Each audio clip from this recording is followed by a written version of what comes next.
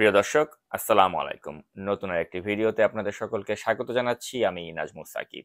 প্রিয় দর্শক, এখনো 2 মাসও পার হয়নি, অথচ ডক্টর ইউনূসের নেতৃত্বাধীন অন্তর্বর্তী সরকারের নানা কর্মকাণ্ড আমাদের যেই বিপ্লব বা আত্মত্যাগের দ্বারা এই সরকারটি গঠিত হয়েছিল, সেই বিপ্লবের চেতনার সাথে সরাসরি বিশ্বাসঘাতকতা করছে বলেই মনে হচ্ছে।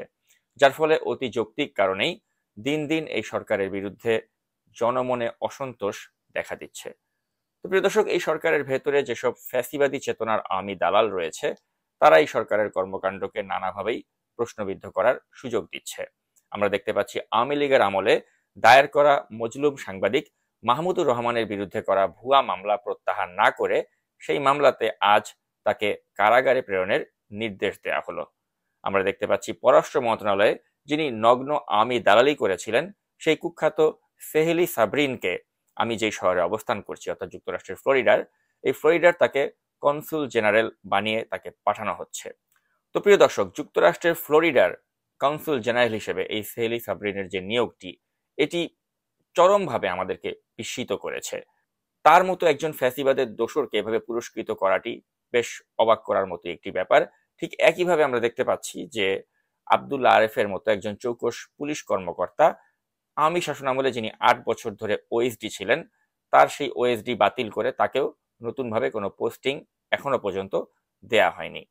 তো প্রিয় দর্শক, এসব চাঞ্চল্যকর ইস্যুগুলোকে কেন্দ্র করেই আমি আজকের এই গুরুত্বপূর্ণ ভিডিওটির তাই শিরোনাম নির্ধারণ করেছি, পুলিশ কর্মকর্তা আরেফকে ক্রমাগত হয়রানি ও আওয়ামী দালাল সেহেলির পদায়ন যেসব ভয়ঙ্কর ইঙ্গিত দিচ্ছে। তো প্রথমেই আসতে চাই আওয়ামী দালাল সেহেলি সাবরিন প্রসঙ্গে। এই মহিলা পররাষ্ট্র মন্ত্রণালয়ের মুখপাত্র হিসেবে আওয়ামী লীগের শাসনামলের সময় ডামি নির্বাচন প্রসঙ্গে আওয়ামী লীগের পক্ষে গলাবাজি করেছিলেন। আমরা যারা তখন অনলাইনে অ্যাক্টিভিজম করতাম, তাদেরকে তিনি অপপ্রচারকারী বলেছিলেন এবং সংবাদ সম্মেলন করে তিনি বলেছিলেন, নির্বাচনকে ঘিরে অপপ্রচার ঠেকাতে কাজ করছে সরকার।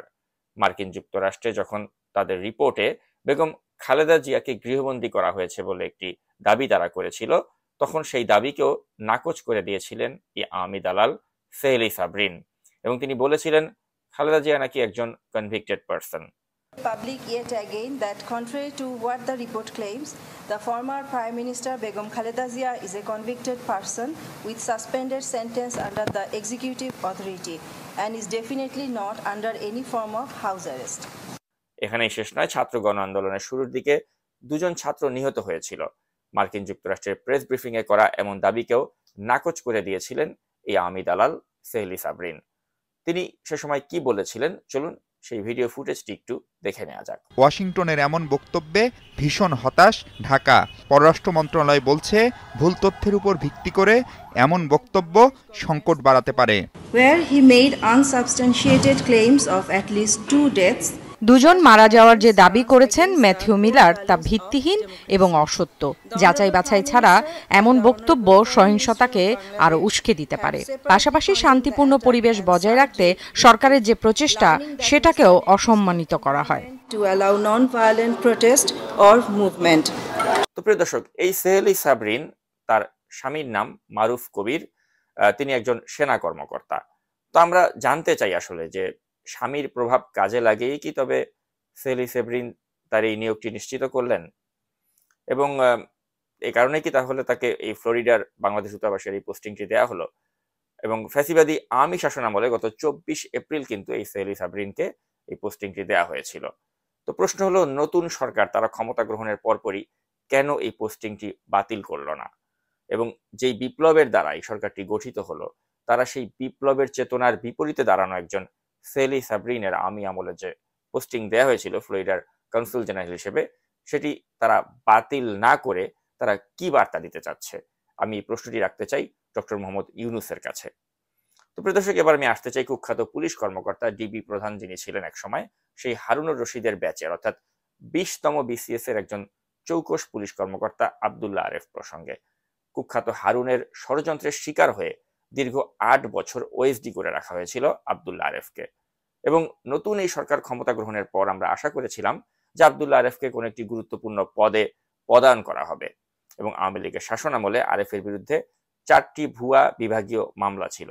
সেই মামলাগুলো থেকে তাকে অব্যাহতি দিয়ে তার একটা পদায়ন দ্রুতই করা যেত, কিন্তু আমরা দেখতে পাচ্ছি যে তাকে পদায়ন না করে সিনিয়র স্বরাষ্ট্র সচিব আব্দুল মোমেন ক্রমাগত আব্দুল্লাহ আরেফকে হয়রানি করে চলেছেন।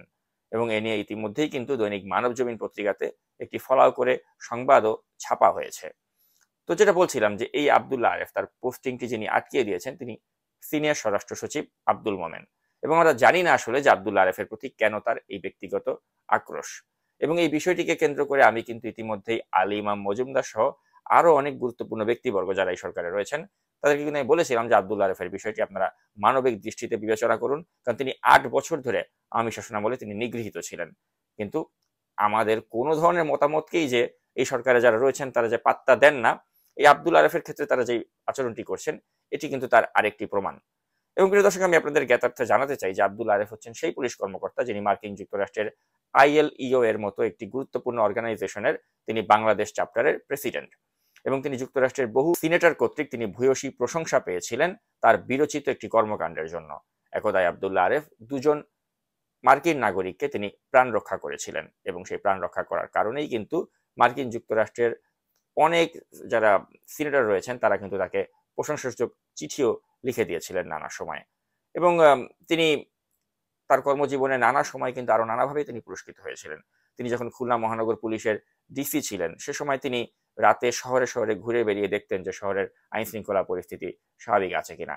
এবং এ নিয়ে কিন্তু তখন পত্রপত্রিকাতে বেশ ফলাও করে কিন্তু সংবাদও ছাপা হতো আব্দুল্লাহ আরেফের এই কর্মকাণ্ডগুলোকে কেন্দ্র করে।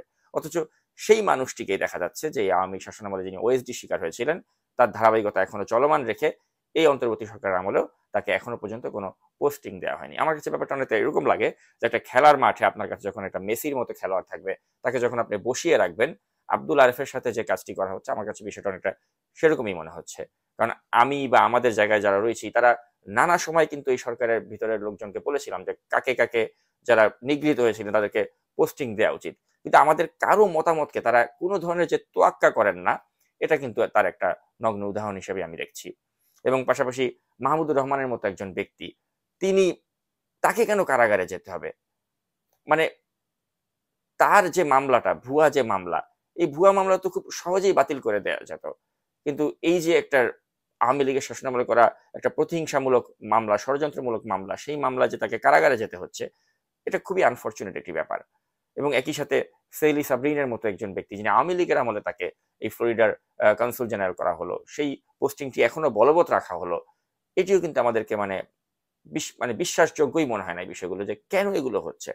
পাশাপাশি আব্দুল্লাহ আরেফের মতো একজন পুলিশ কর্মকর্তা, তার মতো একজন ব্যক্তিকে যে আওয়ামী লীগের আমলে ওএসডি ছিলেন তাকে এখনো সেই ওএসডি বলবৎ রাখা হচ্ছে এবং তার যে বিভাগীয় মামলাগুলো রয়েছে সেগুলো অধিকতর তদন্তের জন্য পাঠানো হচ্ছে একজন এই আব্দুল মোমেনের মতো ব্যক্তির দ্বারা।